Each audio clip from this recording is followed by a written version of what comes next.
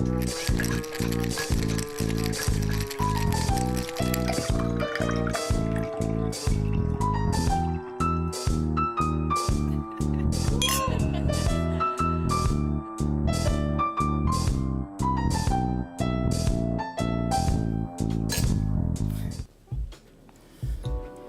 to Judgement, a cocktail making competition where self-taught mixologists compete against professional bartenders to find out who is the champion of the cocktails, or in this case, the master of the mocktails. We test our competitors over 3 rounds based on taste, technique and aesthetic.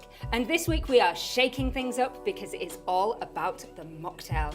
I'm Emma, I'm your host, and I am joined by a fabulous guest judge, Poseidon, who works at Mr. Fogg's Tavern, a very highly acclaimed cocktail bar in Covent Garden. Thank you so much for joining us. Well, thank you very much for having me. Now, our contestants are going to be competing to win the coveted prize of our most fabulous cocktail shaker. So Poseidon, why are we focusing on mocktails? So within the last 5 years, the decline of alcohol has gone severely down within bars. It's becoming a lot more common to be drinking non-alcoholic cocktails and spirits within bars, as the incline in those non-alcoholic spirits have gone up. And of course, then you don't get the hangover in the morning, so it's a win-win. Well, we can't do this on our own. We need some contestants. So let's bring out Sam, our professional bartender who works at Smith & Wesson.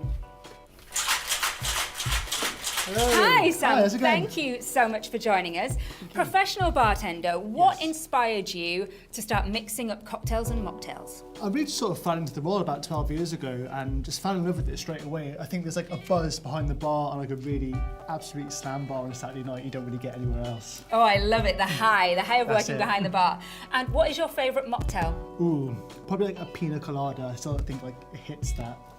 So fruity, it's fruity, bringing the cream, holiday that's vibes. it. Oh, I love it. You're going to be competing against our fabulous self-taught mixologist, Lucy. Lucy, hi, thank you so much for joining us. Now, you are self-taught, making cocktails and mocktails at home. Yes. What inspired you to start making them? Well, I turned 18 in 2022, the summer of 2022, so I wanted to spend my summer with loads of cocktails handmade by myself, and it's just become a hobby since then. Oh, I love that. And what's your Yes. favourite mocktail? My favourite mocktail is probably a no-alcohol daiquiri. Ooh, Yes. the daiquiri, she's Yeah. fruity. I love this. Well, we've got all the ingredients we need. We've got 2 fabulous contestants, we've got an expert judge, and we have 3 marvellous rounds of mocktail making ahead of us. So I don't know about you, but I fancy a beverage. Oh, yes, please. Shall we get on with the mixing? Let's Yeah, do it. let's go. Excellent, because our first round is Taste the Difference.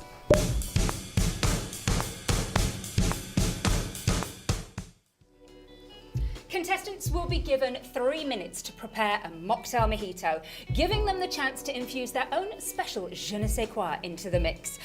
You have full access to our incredibly well-stocked drink shelf behind you, all the garnishes, fruits, anything that you could possibly need. But before we dive in, Poseidon, can you explain to us a mojito? So a mojito was originally made in the 17th century from medicine. It was made in Havana, Cuba, and it's made up of mint, sugar, lime, rum and soda water. Ooh, that is an excellent explanation. Excellent explanation. I'm getting so excited. It's like I've been drinking already. Now, if you would like to know how to make any of our fabulous cocktails or mocktails, do head over to our socials. We are at pourjudgement_live, where you can find tips, tricks and tutorials so that you can make some of these fabulous mixes yourself. But right, contestants, if you are ready, It is now time. You pour and we judge. Okay, here we go. Mojitos. Poseidon, what would you be starting with for a mojito? So with me, I'll be starting off with the sugar and the lime to help dissolve the sugar into the drink. And is it normally made in the glass straight away, or do you normally make it in a mix? Yes, everything stays in the glass just so it's stayed pure, but in some places they do it in a shaker just to get it out quick service. You're looking at things like dive bars or places like that. Okay, so our professionals here, we're doing it in the true spirit of things, in the nice tall glass. Sam, how often are you making mojitos? Is it quite popular in your bar? Dozens a night, to be honest with you. I feel like I'm not away from that muddler on a busy Saturday night, but you know, it's really quite a satisfying drink to make. I think the presentation of mojito is, just something about it, it just hits the spot every time. And so you could be making this in your sleep, I imagine.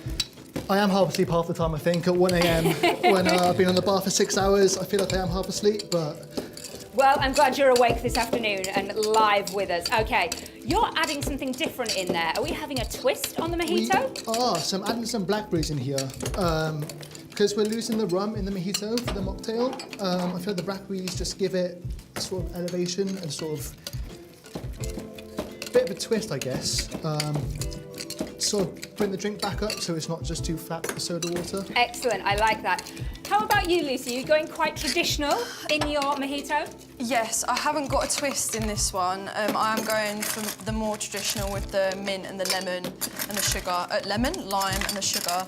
I don't make that many mojitos myself, Emma, so I'm a little bit worried, but it should be delicious, I'm hoping.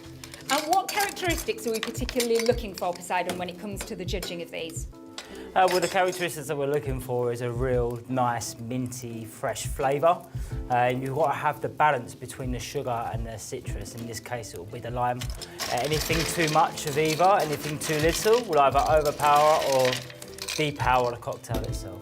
Oh, well, we've got less than 1 minute remaining on this round. 45 seconds, in fact. So you've got to add those final ingredients, get those finishing touches in there. We also want these drinks to be looking just as good as they taste. We're doing our final mix-ups.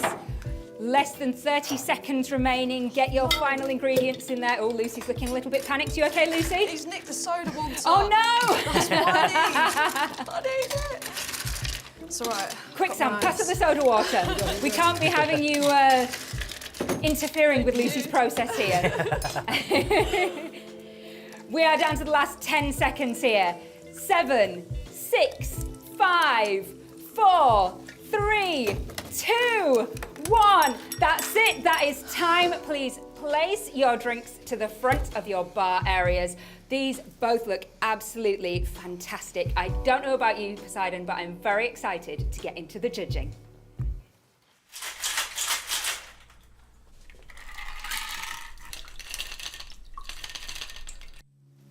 So we're going to start with Sam's first. This is a thing of beauty, in my opinion. We've got garnishes, we've got a straw, we've got ice, the blackberries. It looks fabulous. It does look really nice. I mean, it's something that I would want on the beachside with me, or anywhere in that matter of fact. That is delicious. It's fruity, it's fresh, it's got a lovely smell to it, nicely chilled as well. Sam, I am impressed. Thank you. You've made an excellent start to the competition. Poseidon, what do you think about that one? I think it's very, very well balanced. I think you've done a really good job on that. And replacing the alcohol content with some flavour-like is a very, very clever idea. So very, very well done. Excellent. Shall we move on to Lucy? Certainly. Lucy's looks a little more traditional. We do have a lovely bit of garnish in there as well. It's not sitting at the top, it's more to the bottom. Mine's got a slight ombre effect. Do I need to give it a stir? Yes, please. Let's give it a little judge. That would help, yes. Little mix up. Here we go, and let's have a taste. I'm feeling a bit worried after seeing that, after seeing Sam's drink. Oh, it's limey. It's got a very tangy taste to it. How are we feeling about this one, Poseidon? I think it's very, very citric. Compared to the other one, it's unbalanced. Personally, I wouldn't like this. With me, I think it's way too acidic. I am quite a sweet tooth person, so I think it's got quite a strong kick. I imagine there's definitely people out there who would like it in this way, with this really nice tangy tone to it. But I think for me, I need a little bit more sweetness. 100%. I mean, for me, you know, they've both got their points, but, you know, I've got my preference, and we'll find out in the final round which one that is. Oh, well, right. These have been great. I am super excited to see what you come up with next, because our second round is the mystery mocktail mix-up.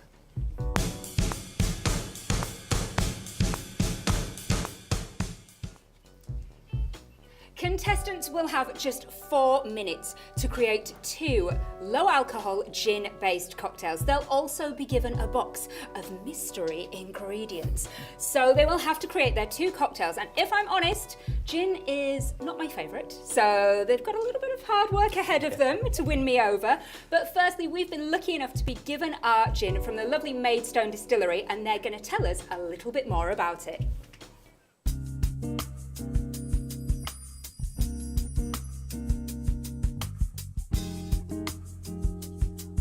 So my name is Sam Graves and I'm one of the co-founders of the Maidstone Distillery. So in terms of how gin is made, it's actually quite a simple process. So distillation is about heating up a liquid to turn it into a vapour and then cooling it back down to turn back into a liquid. And during this kind of vapour process, that's how you get the flavour into the spirit.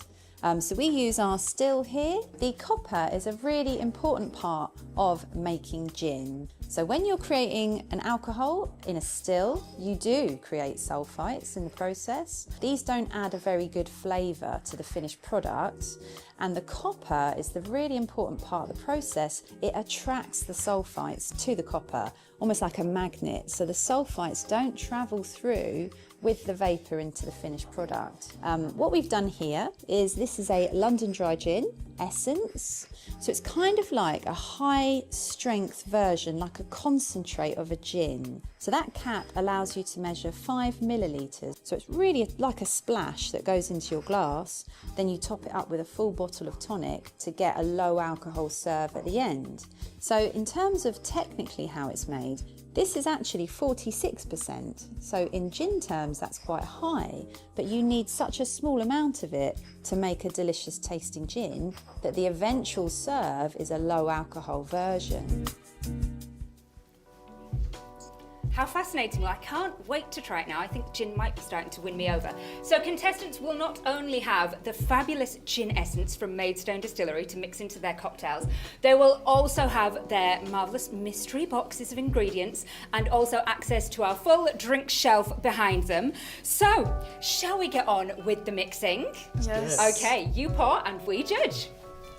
Here we go. Right, 4 minutes on competition. Sam, what is your mystery ingredient?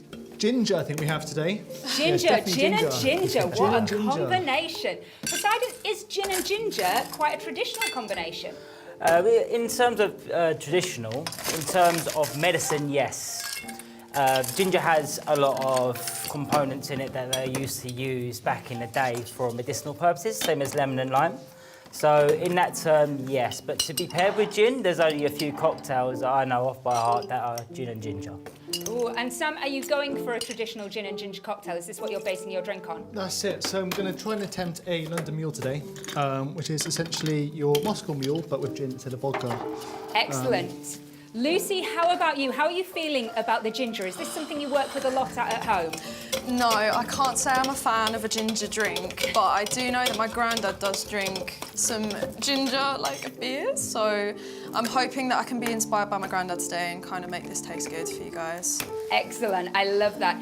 And is it quite difficult to balance the combination flavours of ginger and gin, Poseidon? It could be. I mean, it all depends on how much you use of each. You have to really get the ginger flavour right, otherwise it's a very, very hard product to work with. Too much ginger will overpower the cocktail and too little won't bring the flavour out. That's a very, very nice technique you got there, by the way, Sam, a muddling. I'm liking it. Ooh, well, he is a professional. We should be expecting nothing less. Lucy, how's your muddling? Well, I hope my muddling's good. I mean, I wasn't even looking at his technique, so this is the way I do it. Yeah, it looks good enough. Trust me, it's Good technique? it's a Okay, very cool. good technique. Who knew that mocktail and cocktail making was such a workout? What with the muddling, the shaking. It's no wonder all these bartenders are looking so buff. Oh, it's a very, very, very hard, well, it's a very, very good skill to have within the industry is cocktail making. It's like a chef, but for, well, being on the bar, so. Exactly, rather than Yeah. having those knife skills, you've got to have the muddling skills and the shaking skills. Oh no, the knife skills are still there. Oh yes, I suppose you do have a lot of fruit to prep, don't you? There's a lot of 100%, fruit yeah. that needs doing. Okay, we're going to have a shake off. Woo! Go on. Go on, Lucy, you've got this. Woo! That was a fantastic shake There until was that a happened. full explosion of shake-off there. Sam's lid came loose.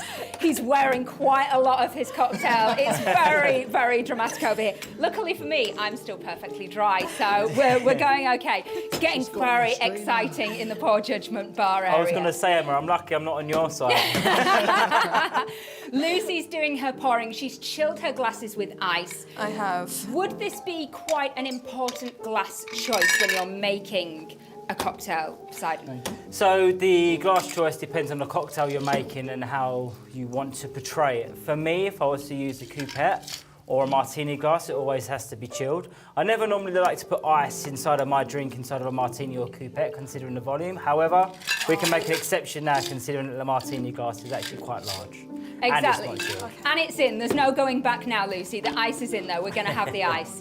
It's going to look fabulous. We have got 30 seconds remaining. Let's get your final ingredients into your glasses. Let's get the garnishes, those final finishing touches, any decoration. Remember, we want these looking like an absolute stink of beauty. Here we go. Sam is doing his final pours. Let's make sure there's no spillage over the top. These are looking great. And we're on to the last 10 seconds. 7, 6, 5, 4, 3, 2, 1. That is time. Congratulations, guys. Oh, it got very hairy in the end there. Push your drinks to the front of your bar because it is time for the judging.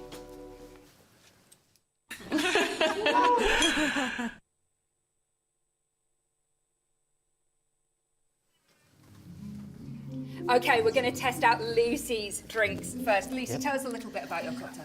So this is a bit like a ginger gimlet. That's what I was inspired by. I've added quite a bit more pineapple juice than in the actual recipe. I guess that's my own little twist on it. I was going to do some lemon wheels, but I've gone with a lemon wedge because it didn't really fit on the glass too well. So you've got a floater in there. I am sorry We for have that. got a big hefty chunk of lemon wedge.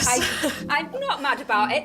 It's delicious, I have to say. I love the pineapple. I love the flavour and the full-bodiedness of this one. Poseidon, give me your expert opinions. I think there's way too much citrus in there. Oh, controversial. Well, back and forth, eh? Oh, okay, here we So go. the thing is, with a gimlet, obviously you've got the lime and you've got the acids within the lime, but yet you've got the sugar content. For me, it's way too overpowering by the citrus, and the acidity in there is just burning my tongue. So for me, even though the pineapple's sweet, it's just not really something I would drink.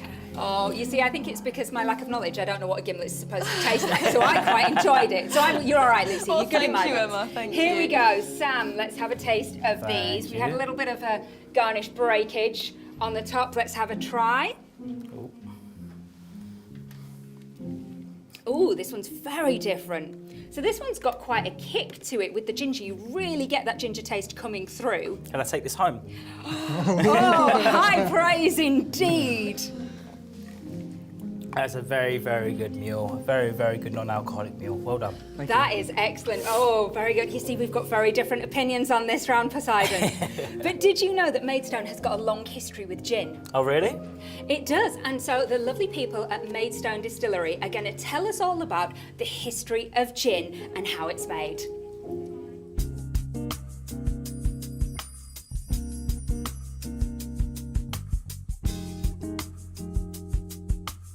So Maidstone has a really fascinating historical connection with gin making. We are actually the third Maidstone distillery on a time frame covering about 240 years. So first of all, George Bishop, who was a real gin pioneer, he was from Maidstone, so he grew up here, he was born into a distilling family. He went to Holland to learn how to make the very best gin, and he decided when he came back to this country to put his distillery in his hometown of Maidstone and not anywhere else for a couple of reasons. Number one, Maidstone and its proximity to London, and also the River Medway, because back then, of course, there wasn't vehicles, there wasn't like lorries and things moving gin around. They would have put them on barges. So here at the distillery, we have a piece on our wall here by a guy called James Gilray. So this picture is actually from 1802, and it's called The Handwriting Upon the Wall. And it's based on a biblical story called Belshazzar's Feast. And in this story, in the Bible, King Belshazzar was getting really arrogant and not being a good person, and God decided to teach him a lesson. So Napoleon is in the centre of this piece. He's looking very shocked. He had said around the time he needed just 2 days of fog to master London. So he wanted to invade and take over England. Here he is enjoying a feast with his entourage. And the feast that they're enjoying are actually named after, each dish is named after something Napoleon would love to get his hands on. People are always really interested in is there's a bottle on the table which says Maidstone. So this was George Bishop's Maidstone gin. So popular and prized, it was up there with the Bank of England as a commodity and asset that Napoleon would love to get his hands on. Who knew that Maidstone was so important to the history of gin? I think it definitely means that Poor Judgement is being filmed in the right place. Now, it's on to our last round. The cherry on top of the cake, or as we like to say around here, the salt rim on the margarita. It's time for last orders.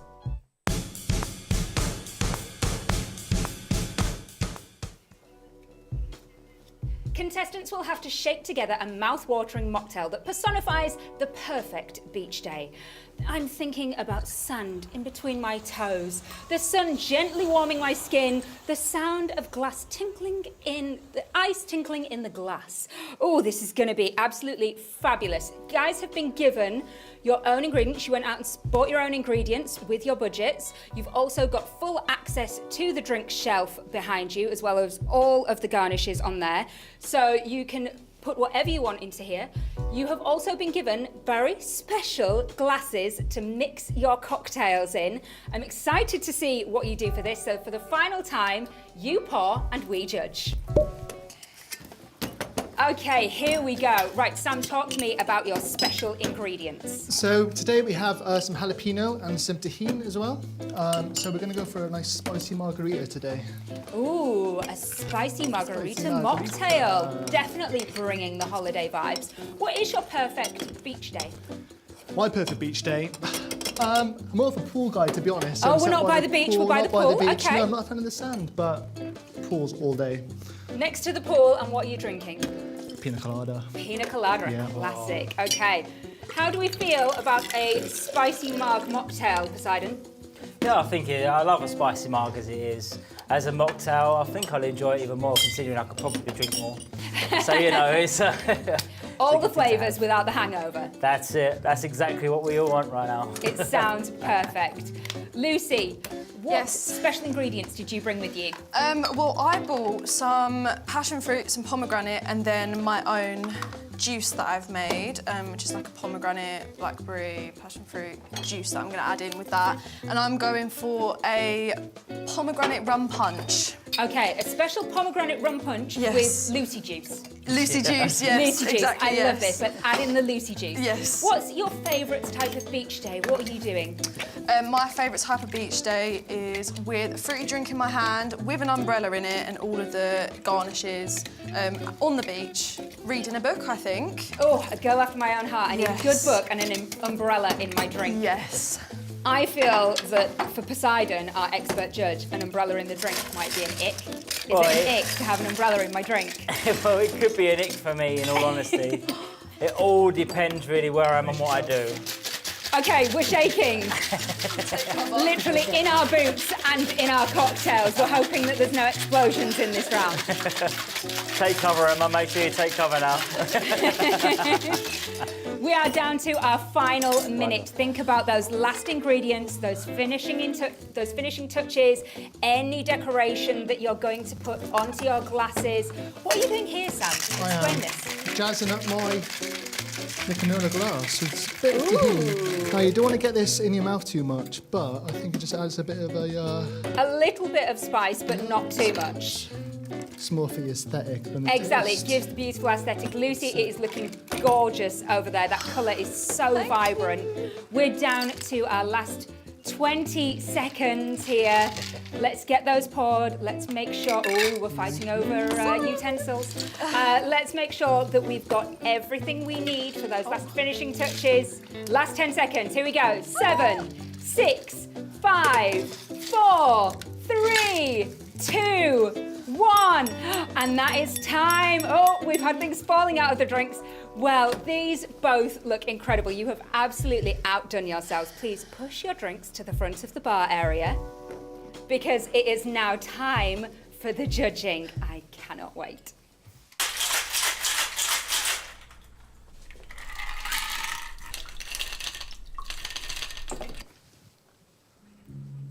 So we've got two very different cocktails to try here, two fabulous mocktails.